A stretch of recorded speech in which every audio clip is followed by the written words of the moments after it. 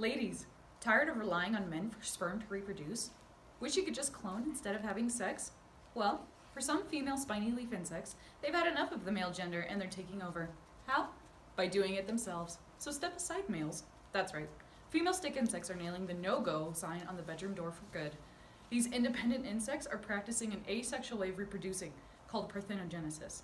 Their embryos develop from unfertilized ova, so there's no need for a male around. And better yet, the unfertilized ova are all female broods, so more power to you.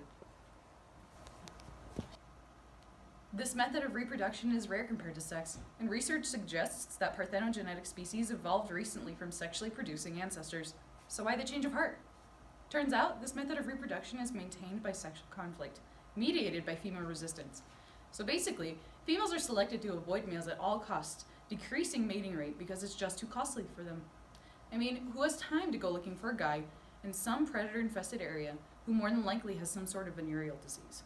Especially when they can do it themselves, not get injured during the ordeal, and lose all their energy. They just don't have the time for that. There's evidence that pre-reproductive females, or virgins, will produce an unpleasant pheromone called an anti-aphrodisiac to repel males from attempting to mate. So no boys, they are not handing out chocolate and they do not smell like roses. These ferocious females will avoid sex by curling their abdomens to make it extremely difficult for males to grab a hold of them. Even so, the female will kick at the males with their hind legs to make them lose their footing. Experiments with parthenogenetic females switching back to sexual reproduction modes shows an increase in mortality and lower egg production rates.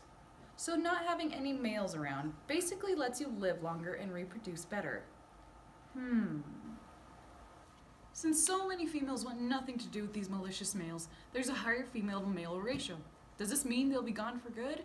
Probably not, because spiny leaf insects are facultatively parthenogenic, meaning that they possess both ability to exhibit parthenogenesis and some to exhibit sexual reproduction. It's the best of both worlds. However, it's also possible for a counter-adaptation to present itself among the male population and change their oppressed nature. Only time will tell. But in the meantime, who runs the spiny leaf insect world? Girls. Females. Whatever. You get the point. We run this mother.